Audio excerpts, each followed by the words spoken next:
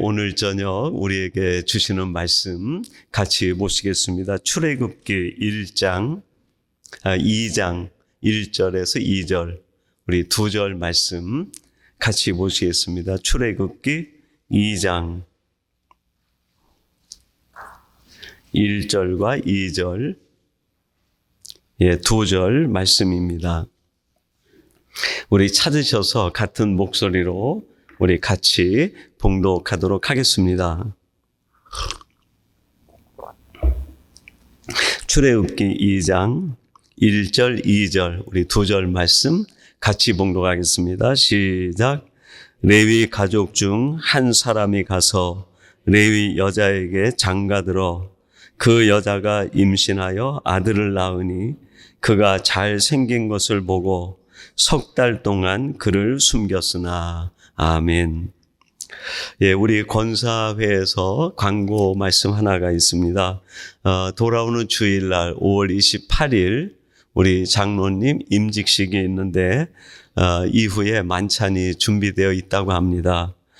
우리 장년부는 지하실에서, 그리고 우리 아동부, 청년부, 청소년부는 짐에서 친교가 진행된다고 합니다. 우리 각부 부장님들은 짐에서 아이들이 친교를 잘할 수 있도록 협조를 부탁해 오셨습니다. 여러분 기도해 주시고, 또 이번 주일에 있을 우리 장로님 임직식에 우리 교회 잔치, 또 우리 교회 주시는 기쁨에 복된 날이 되도록 기도해 주시고, 특별히 그날 섬기시는 우리 권사님들과 많은 봉사자들에게 하나님이 새 힘을 더해달라고 기도하시고 또 서로 격려해 주시면 감사하겠습니다. 오늘 화요 예배는 주신 말씀 출애굽기 2장 1절과 2절 말씀을 갖고 하나님의 대안으로서의 나 하는 제목으로 하나님의 말씀을 전하도록 하겠습니다. 제목이 좀 어렵죠? 하나님의 대안으로서 나. 풀어서 얘기하면 이런 뜻이죠. 나는 이 땅에서 하나님이 대안으로 보내신 사람이고 쓰시는 사람이다. 그런 주제로 오늘 말씀을 같이 나누고자 합니다. 제가 여러분에게 누누이 말씀드리는 것 중에 하나가 바다를 움직이는 것은 겉에 보이는 파도가 아니라 그 밑에 흐름을 만들어내는 조류가 바다의 움직임을 결정한다. 그런 얘기를 몇 번 드린 기억이 납니다. 겉으로 보면은 파도가 뭔가 큰 일을 내는 것 같아요. 그 성난 파도가 바다의 주인 같고 바다를 관장하는 것 같아요. 그러나 파도는 파도일 뿐입니다. 아무리 거세도 그 바다 표면 위에 물결을 때리는 것뿐이지 그 전체 바다의 흐름을 만들어내는 것은 고요한 속에 있는 조류가 바다의 흐름을 만들어냅니다. 우리 신앙으로 대비하면 그런 거죠.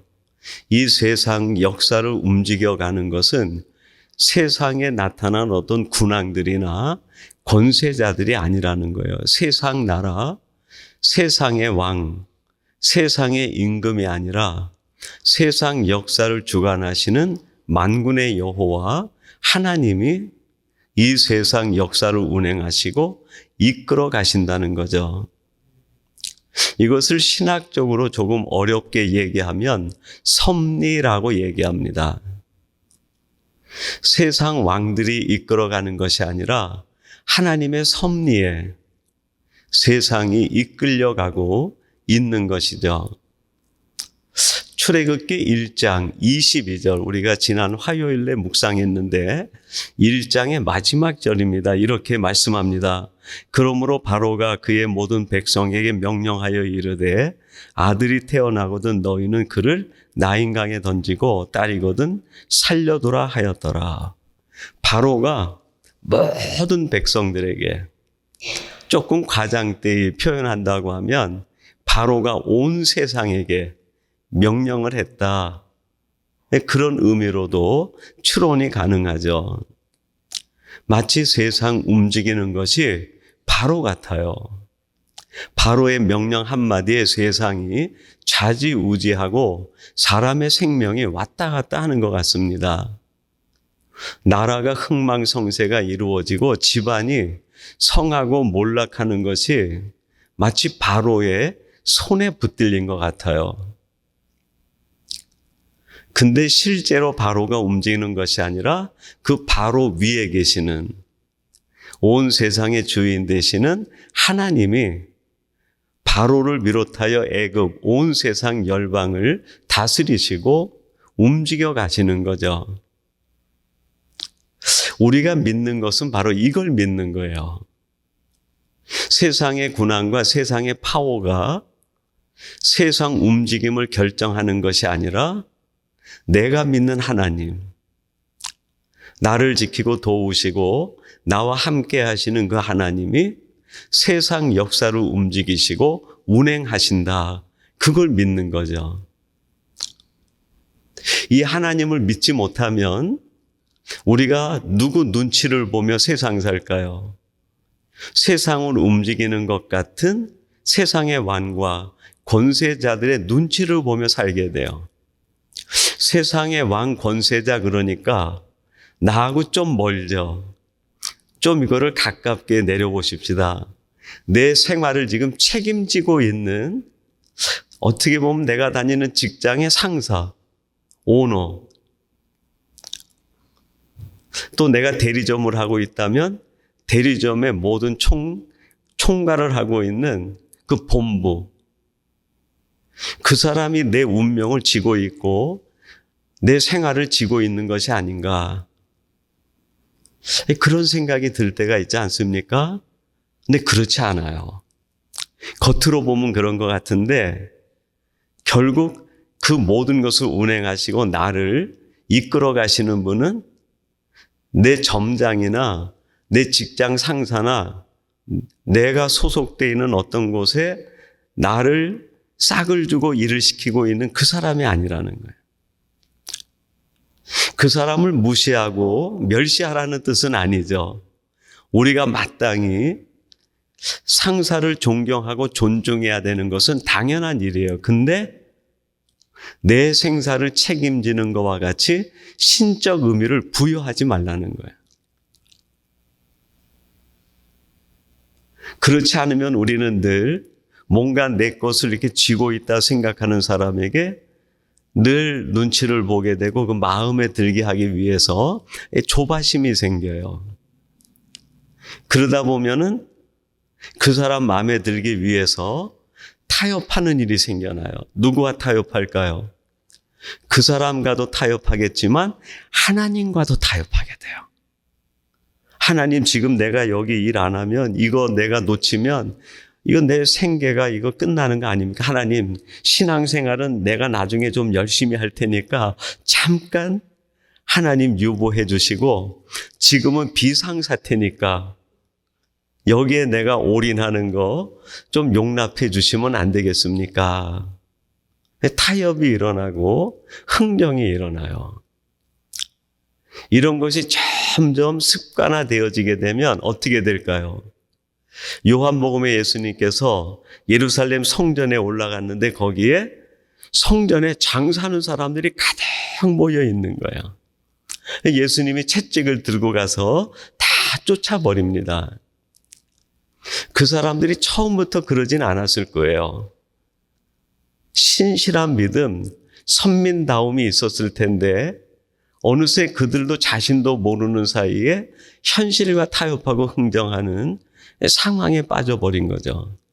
그게 익숙해지다 보니까 신앙적으로 뭐가 문제인지도 느끼지 못하는 거예요. 이 세상 역사는 하나님이 이끌어 가신다는 것을 분명히 알아야 우리가 늘 하나님에게 시선을 두고 하나님의 마음이 어디에 머물고 하나님의 관심이 어디 있는가 거기에 집중할 수 있게 되는 거죠. 그러면 하나님이 이 세상 역사를 이끌어 가시고 섭리하신다고 할 때 언제 어디서 어떻게 하실까요? 그래서 오늘은 하나님이 이끌어 가시는 그거를 세 가지 주제로 생각해 보려고 해요. 언제, 어디서, 어떻게.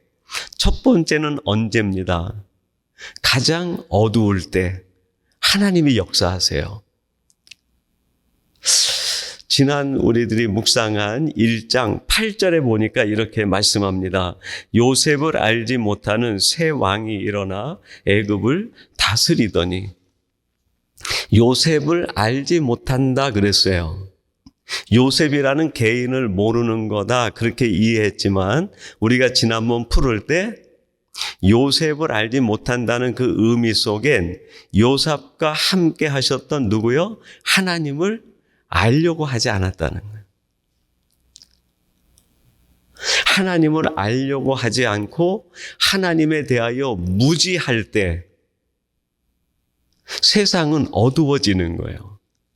내 삶은 혼란에 빠지게 됩니다. 애굽이라는 나라가 어마어마한 세상적인 모든 것을 가지고 있어도 하나님에 대하여 알지 못하면 그 애굽은 암흑세계예요. 어두운 세계죠. 이 세상도 하나님을 알지 못한다고 하면 그 세상이 아무리 과학이 발전하고 세상이 발전한다 하더라도 영적으로는 암흑시대예요.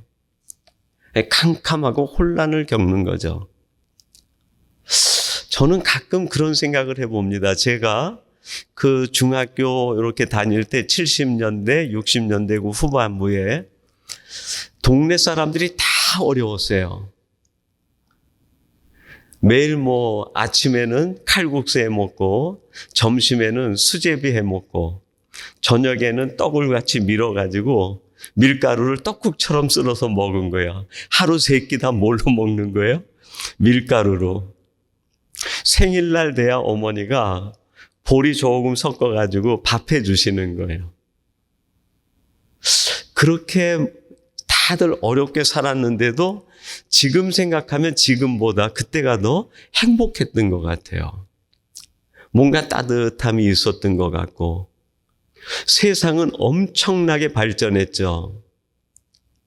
발전하고 강해졌어요. 세상적 관점으로 보면 발전하고 잘되고 강한 것인데 영적으로 보면 뭘까요? 어두워진 거예요. 영적으로 보면 더 무너져 있는, 모든 곳곳이 영적으로 다 무너져 있는 거예요. 하나님을 알지 못하면 어두워지는 거예요. 사사기 21장이 마지막 장인데 마지막 절 25절은 이렇게 끝이 납니다. 그때에 이스라엘의 왕이 없으므로 사람이 각기 자기의 소견에 옳은 대로 행하였더라. 분명히 왕이 계시잖아요. 누가 왕이죠? 저 위에 계신 하나님. 근데 그 하나님을 모르는 거예요.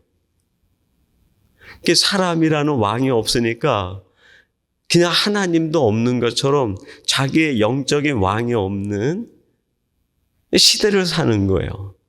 그리고 자기 소견에 옳은 대로 살아가는. 이스라엘의 역사를 연구하는 사람들이 이스라엘의 역사 가운데 가장 어두운 시대를 사사시대라고 얘기합니다. 사사시대에도 나시린들이 있었고 위대한 사사들이 있었어요. 그럼에도 불구하고 그 시대가 가장 어둡다는 거예요. 25절이 우리에게 그 실마리를 알려주는 거죠. 하나님을 내 인생의 왕으로 모시지 않았기 때문에.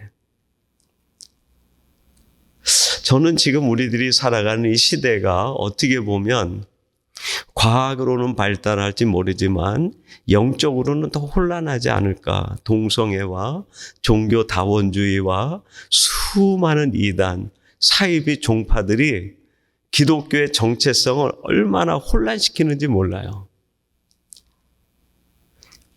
그 TV 언론 같은 데서 나오는 기독교에 관련된 고발 기사들, 그 다큐들을 보면은 정말 예수 믿으라고 전도할 때 사람들이 예수 믿겠다고 할까 싶을 정도로 그냥 혼란에 빠져 있는 것 같아요. 이렇게 어두운 때에 하나님이 역사하시는. 그래서 우리는 어두움을 보는 자들이 아니라 그 어둠 속에서도 역사하시는 하나님을 볼 수 있는 눈이 열려야 돼요. 그래야 우리가 어둠에 휩쓸려 가지 않고 그 속에서도 하나님께서 이루시는 새 역사를 쫓아 나갈 수 있는 거죠. 제가 좋아하는 성경 많은 대목 중에 창세기 1장을 참 좋아합니다. 천지 창조에 대한 이야기죠. 6날 창조를 하시는데 매번 창조 때마다 반복되는 말씀이 있어요. 그게 뭐죠? 저녁이 되며 아침이 되니. 창조의 순서이기도 합니다. 근데 저는 그거를 영적으로 풀어가지고 이렇게 해석을 해요. 저녁이란 우리 인생이 만나는 어둠이죠. 살다 보면 우리들이 갑자기 어둠을 만날 수 있어요. 그래서 내 인생이 그때 끝나는 것 같아요. 저에게는 33살에 제 몸이 마비됐을 때 정말 제 인생의 어두움이 찾아온 것 같았어요. 그래서 제 스스로 내가 내 목숨을 끊으려고도 해본 적도 있고, 이렇게 사느니 차라리 내가 다른 사람에게 짐이 되는 것보다는 떠나는 게 낫지 않을까. 탈출구가 없는 거예요. 탈출구가. 그런 캄캄한 자기만의 어둠, 인생의 막다른 길에 다가섰을 때 끝이 아니라는 거예요. 섭리의 하나님, 세상 역사를 운행하시고 내 인생을 운행하신 하나님이 아침을 준비하신다는. 그래서 저녁이 지나고 아침이 되니까 아침의 밝은 낮 속에 하나님이 밤새도록 디자인하신 그 세계가 만들어지는, 아무것도 없는 것 속에서 동산에 나무가 자라고 풀이 자라고 꽃이 자라고 열매가 맺히고 또 캄캄한 밤이 지나고 새날이 됐는데 우리는 한 번도 경험해 보지 못한 물속의 고기들이 그냥 이리 뛰고 저리 뛰고 막 가득한 거예요. 또 하루 저녁 자고 나면은 하늘의 공중의 새들이 막 가득해 노래하듯이 달리는 거예요. 창조 역사는 우리들이 한 번도 보지 못하는 것이 매 아침마다 이루어진다는 메시지예요. 저는 그렇게 믿습니다. 지금 예배하는 우리 위니피그의 성도 여러분들은 내일 아침, 제가 이것도 예언이라고 하면 예언일지 모르겠어요. 성경 말씀에 근거해서 여러분들은 한 번도 경험해 보지 못한, 여러분이 지금까지 살아온 인생에서 한 번도 경험하지 못한 일들을 경험하게 될 거예요. 근데 그 경험 내용이 어려운 일일 수도 있어요.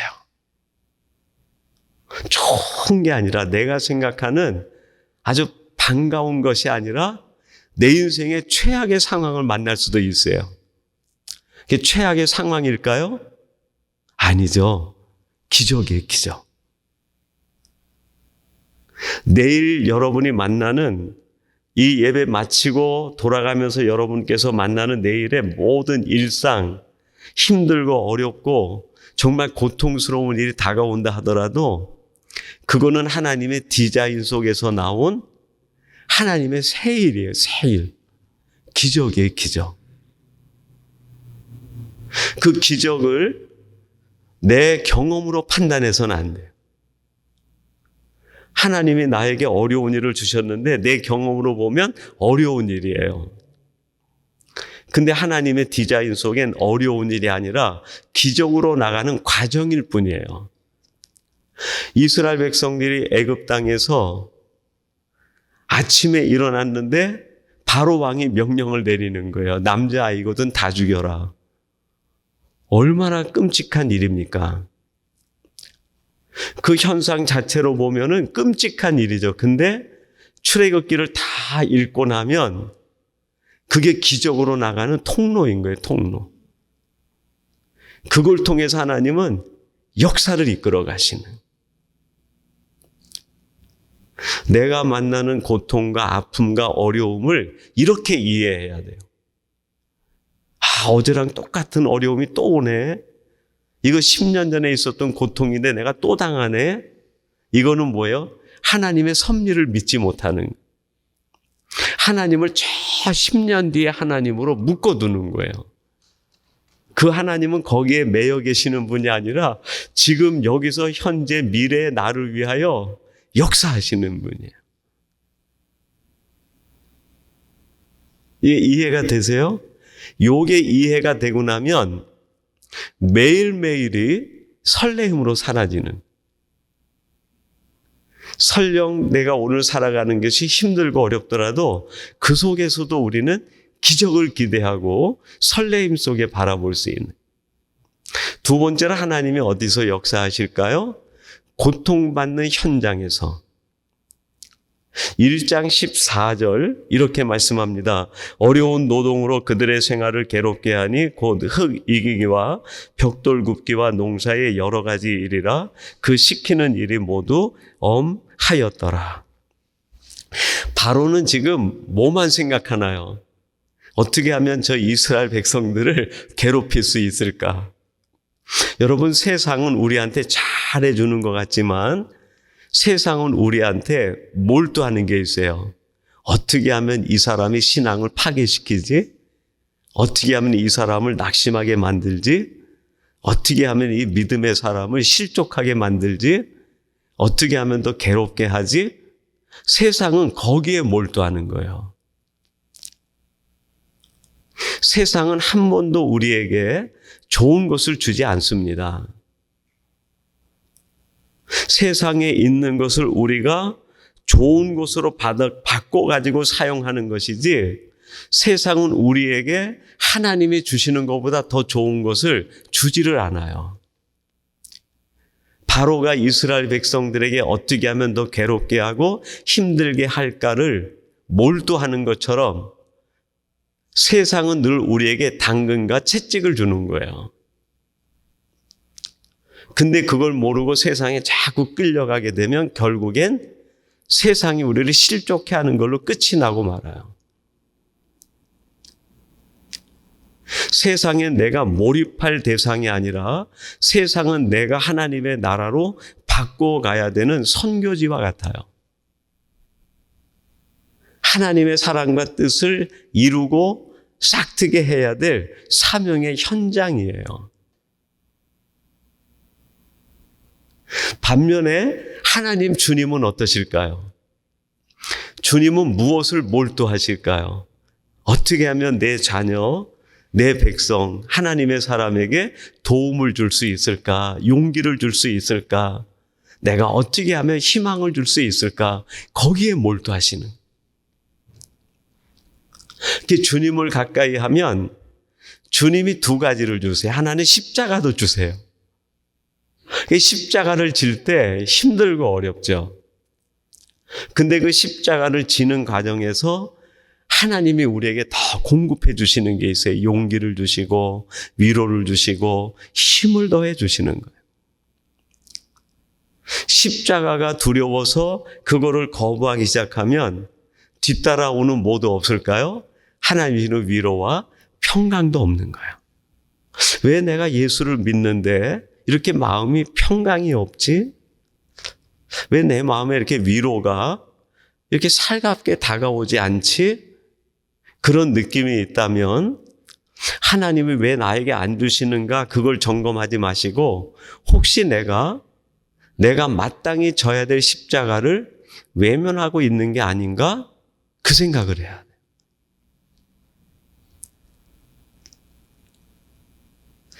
우리들이 흔히 쓰는 말 가운데 그런 말 있잖아요. No cross, 뭐라고요? No crown. 십자가가 없으면 우리에게 주시는 기쁨과 면류관도 없는 거예요. 근데 우리는 십자가는 내려놓고 좋은 것만 받으려고 해요. 이건 하나님의 원리가 아니죠.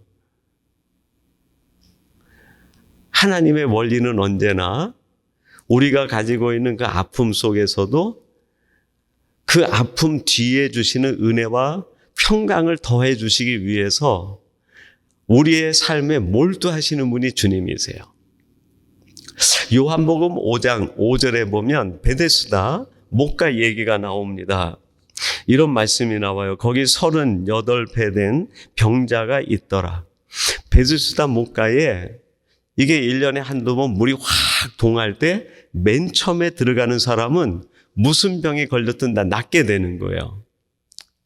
근데 그 못가에 38년 된 병자가 있었는데 물이 확 동할 때 건강한 사람이 더 빨리 뛰어 들어가 가지고 자기는 그 물 속에 들어가지도 못하는 거예요.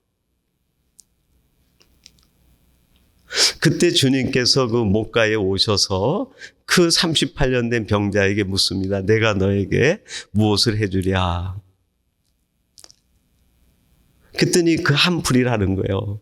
주님이 물이 움직일 때 나를 옮겨주는 사람이 없습니다. 그게 나에게 너무 힘듭니다. 여러분이 베데스다 목가에 있는 38년 된 이 병자는요, 38년 동안 뭘 당했을까요? 희망 고문을 당한 거예요. 희망 고문.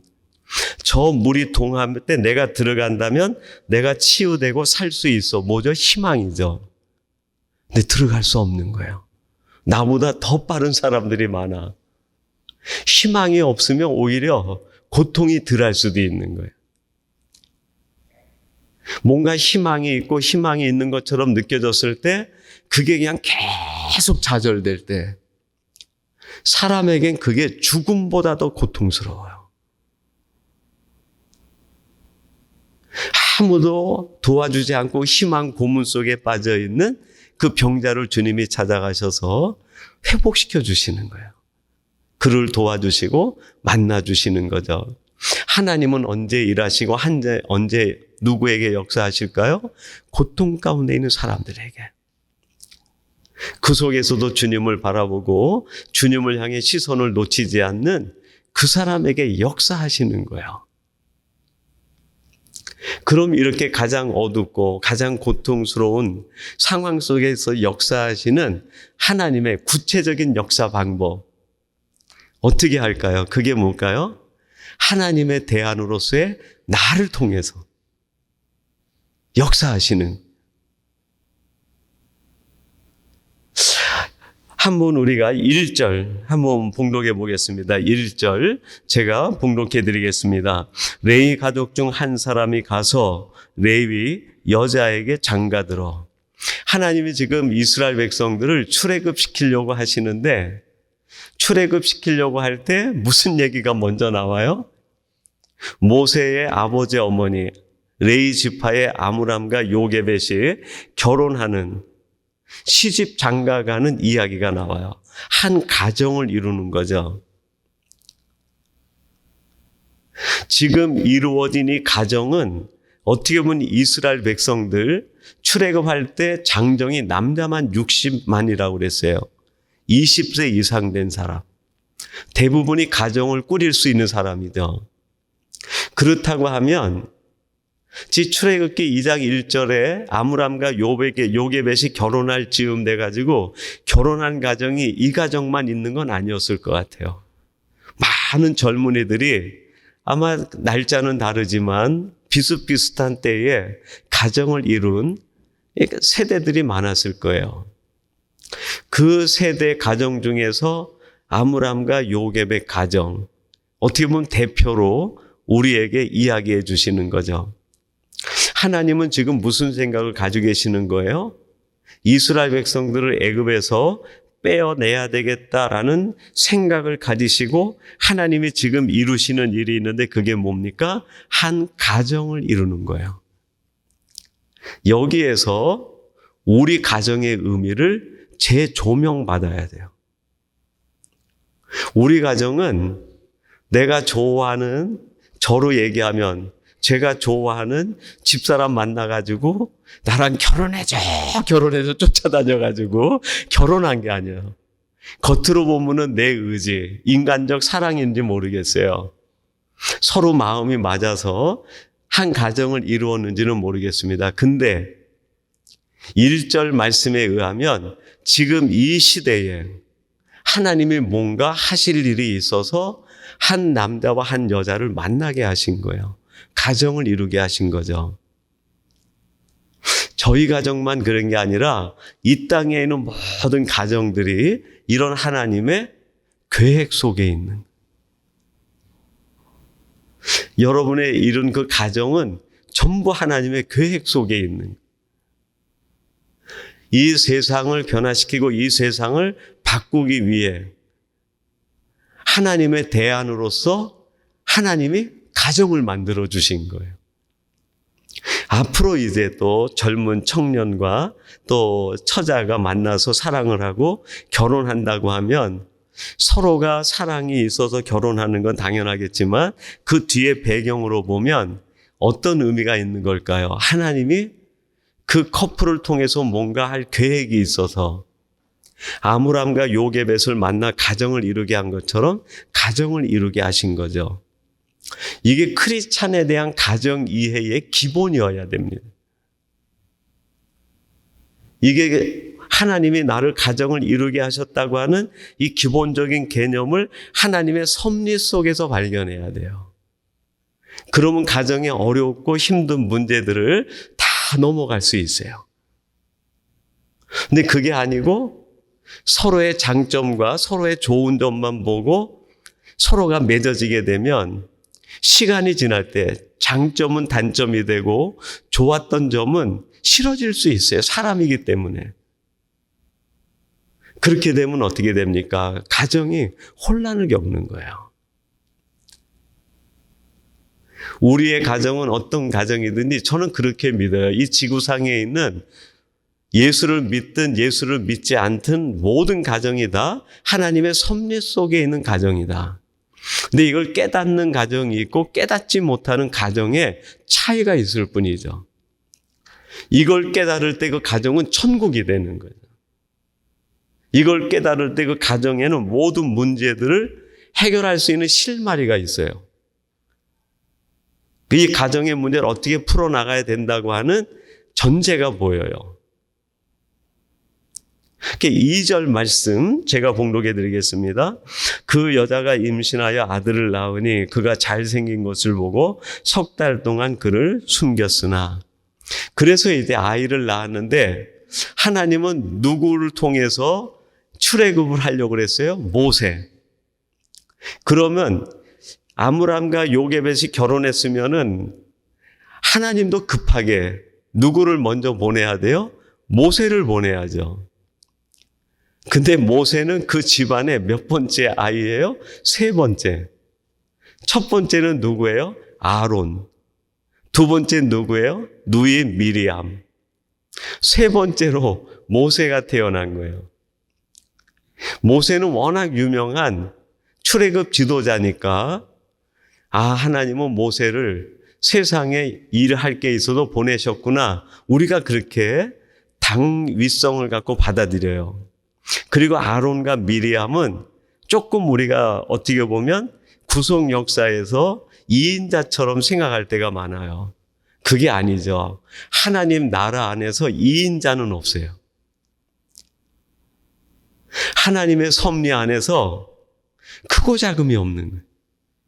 하나님의 나라 안에서 첫째가 있고 둘째가 있고 셋째가 있는 게 아니에요. 하나님의 나라 안에서 하나님의 섭리 가운데서 이 땅에 태어난 모든 사람들은 한 사람 한 사람이 하나님과의 관계 속에서 하나님의 세상에 보내신 하나님의 대안으로서의 하나님이 보낸 누구라고요? 아포스톨로스예요. 디아스포라가 아니라 우리의 정체성을 제가 첫날 뭐라고 그랬죠? 우리는 아포스톨로스다. 보냄을 받은 자다. 그걸 강하게 인식한 사람이 모세일 뿐이에요. 그리고 그것을 어렴풋이 느끼고 따라간 사람이 아론이고, 그 속에서 경쟁과 비교로 마음이 늘 상심해 있던 사람이 미리암이에요.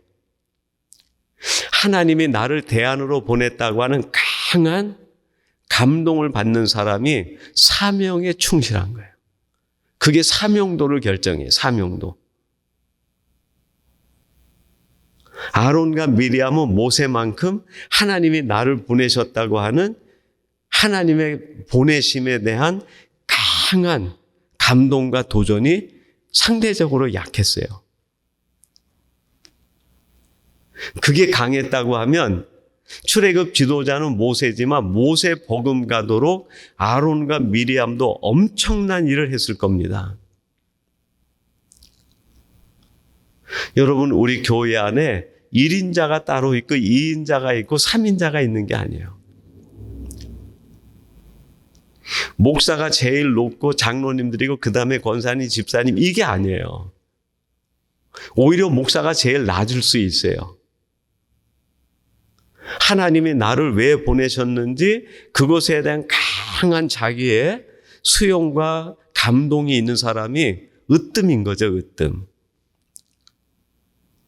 그 사람을 통해서 하나님은 큰 일을 이루시는 거예요. 주일학교 학생이 강한 그런 의식을 갖다 온다면 하나님은 그 아이를 통해 역사하시는 거죠. 제가 그런 의식이 없다고 하면 하나님은 나를 통해서 하실 일이 있을까요, 없을까요? 하나도 없는 거예요. 목사이기 때문에 하는 게 아니라 하나님이 나를 보내셨다고 하는 거기에 대한 강한 내 속에 감동과 열정이 있을 때 그것이 일을 만들어내는 거죠. 안수 집사님, 권사님들이 이것이 강하게 도전으로 들어오면 목사 10명보다 더 큰일 하실 수 있어요. 목사라는 이름이 하는 게 아니죠. 사명이 하는 거예요, 사명이. 하나님이 나를 하나님 나라의 대안으로 보내셨다라고 하는 이 강한 자기 확신, 사명 의식이 있을 때 하나님은 그 사람을 통해서 놀랍게 역사하시는 거죠. 이걸 깨닫는 순간 우리의 인생은 전과 후가 달라지게 돼요. 이걸 깨닫지 못하면 우리의 신앙은 결코 전과 후가 달라질 수 없어요. 어제 신앙생활 했던 것과 오늘 그냥 똑같이 살아가고 세상에서도 어제 살던 모습이랑 그냥 똑같이 오늘 살아가는 거예요. 이게 강하게 내게 있어야 그때부터 내 삶이 완전히 180도 다른 삶으로 올인하고 돌아가게 됩니다. 여러분, 탤런트 김혜자 씨 아시죠? 그분이 월드비전의 아프리카 홍보 대사가 돼가지고 그 난민들, 어려운 사람들을 쭉 다니면서 구제도 하고 그 사람들을 위로하고 또 식량 공급도 해주는 일을 이제 하고 돌아왔어요. 근데 현장에서 본 그 아이들의 모습이 얼마나 마음이 아픈지 돌아와가지고 하나님 앞에 그냥 막 탄식하듯이 기도를 한 거야. 하나님, 이럴 수가 있습니까? 저 나라는 하루 저녁 식사하는데 몇백 불씩 식사 비용으로 쓰고 낭비를 하는데 이 아프리카에는 1불 가지면 그걸로 한 달을 아이들이 먹는다는, 이게 공평한 세상입니까? 어떻게 이럴 수 있습니까? 하나님, 뭐 저 사람들 끌어다가 이 어려운 사람들 좀 구제하고 먹게 해줘야 되는 거 아닙니까? 막 하나님 앞에 막 분노하듯이 항변을 한 거예요. 그때 이 김혜자 씨 마음속에 그런 음성이 들렸다고 그래요. 그래서 내가 너를 거기에 보내지 않았니? 그 사람이 몇백 불씩 먹는 거 그거 신경 쓰지 말라는 거예요. 그거는 나중에 하나님이 하나님 앞에 올라가면 하나님이 그 사람과 계산할 일이지 네가 그 사람에 대해서 신경 쓰지 말라는 거예요. 내가 지금 이 세상에 대안으로 보낸 사람은 이 의식을 강하게 가지고 있는 바로 너야. 내가 너를 그 아프리카에 어려움 당하는 사람의 대안으로 내가 보낸 거야. 그거를 느꼈다고 하면 이제는 네가 그리 가야 되지 않겠니? 이번에 우리 선교팀 7명이 레바논, 이집트 단기 선교를 갑니다. 물론 우리 성도님들 중에서 가고 싶고 도전하고 싶은 분들이 많았겠지만 또 일정상 내가 하는 일, 시간 내기가 어려워서 함께하지 못하는 분들이 많을 줄로 알아요. 근데 이번에 함께 도전하는 그분들이 이제 1박 2일 선교 수련회를 하고 잠깐 가서 그분들이 하는 간증과 내용들을 이제 보고 함께 짧은 시간 있었는데 제가 느낌은 그거였어요. 강한 하나님이 나를 이곳으로 보내셨다, 부르셨다고 하는 그게 확실하더라고요. 그게 내게 감동으로 강하게 들어오면 결단할 수밖에 없는 거예요. 달려갈 수밖에 없는 거예요. 저는 내년에 또 우리 교회가 그 선교 프로그램을 가지고 이집트, 레바논 단기 선교를 또 진행하고 이제 3차 계획을 해서 간다고 하면 한 100명쯤 갔으면 좋겠어요. 레바논을 확 뒤집어 놓고 이집트를 확 뒤집어 놓고 오세요. 다른 쪽에 휴가 쓰지 마시고, 아, 나는 이때 내 휴가 올인할 거야.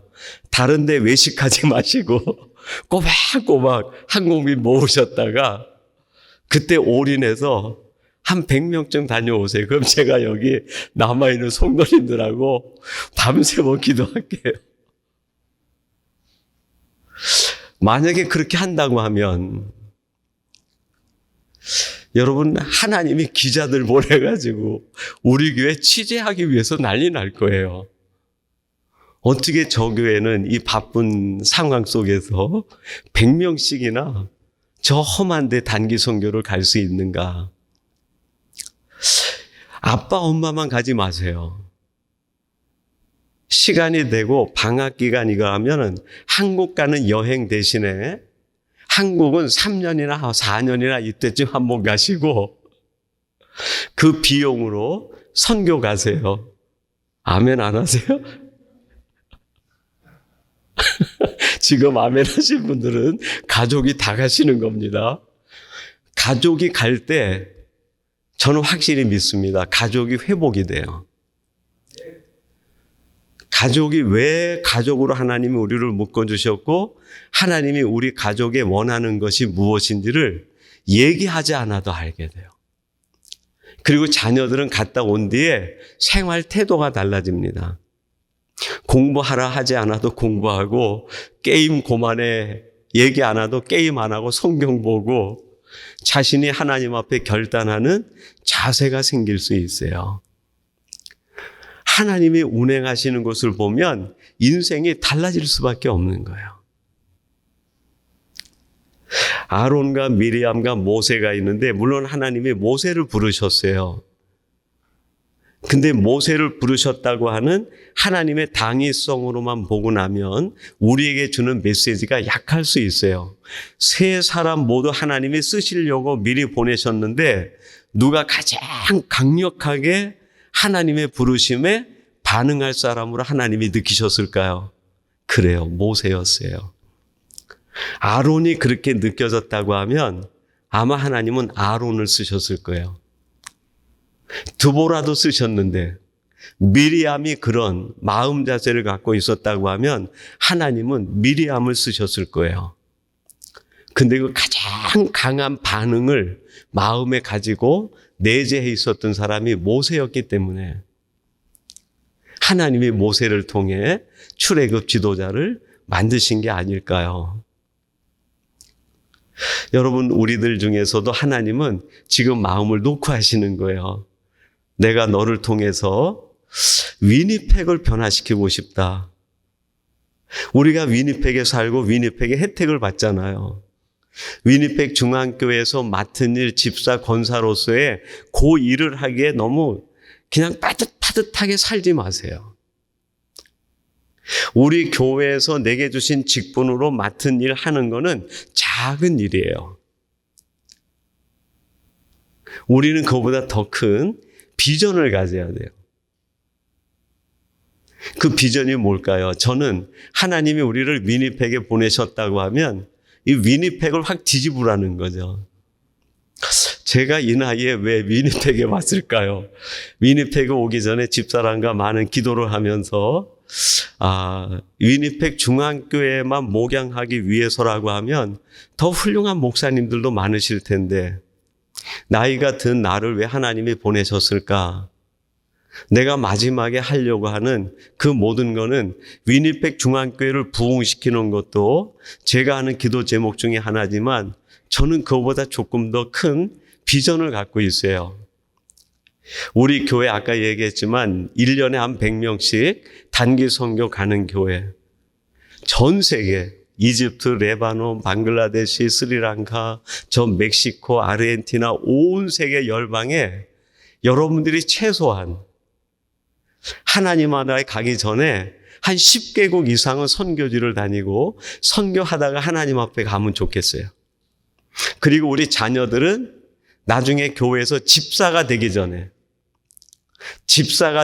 선교지를 10군데 이상은 다니고 선교한 사람들이 집사가 됐으면 좋겠어요. 그래야 그 교회가 살아 움직이는 거 아닙니까? 그래야 그 교회가 선교 지향적이 되고 삶이 선교적 삶이 되는 거 아니겠어요? 우리 아이들에게 저 유럽 좋은데 구경시켜주지 마세요. 그러려면은 선교지를 데려가세요. 선교지. 안 가면은 때려서라도 보내고, 때려도 안 가면 흥정을 하세요. 네가 이번에 선교지 갔다 오면 아빠가 너 최신형 셀폰 사줄게. 아니면은 뭐 노트북을 사주고 흥정을 하세요. 저는 그게 더 큰 투자라고 봐요. 그러면 하나님은 그 속에서 장차 세계를 바꾸는 무디 목사님 같은 그런 목사님도 만들어내시고, 우리 밴커버로 이끌어가는 트루드 총리 같은 사람도 만드시고, 세계 열방을 이끌어가는 민족의 지도자, 위니펙의 시장도 만드시고 하나님이 역사하시지 않겠습니까? 저는 우리 위니펙 중앙교회에서 자라는 아이들 중에서 위니펙 시장이 나왔으면 좋겠어요. 왜 꼭 캐네디언이 되고 저 인도에서 온 사람들이 되고 그래야 됩니까? 왜 우리 코리안 출신으로서의 왜 시장은 될 수 없어요? 이 위니펙의 영적 분위기를 바꿔가는 그런 자녀들이 나오면 얼마나 좋아요. 하나님께서 우리를 이렇게 사용해 주실 줄로 믿습니다. 예, 우리 같이 기도하겠습니다. 하나님 감사합니다. 오늘 주신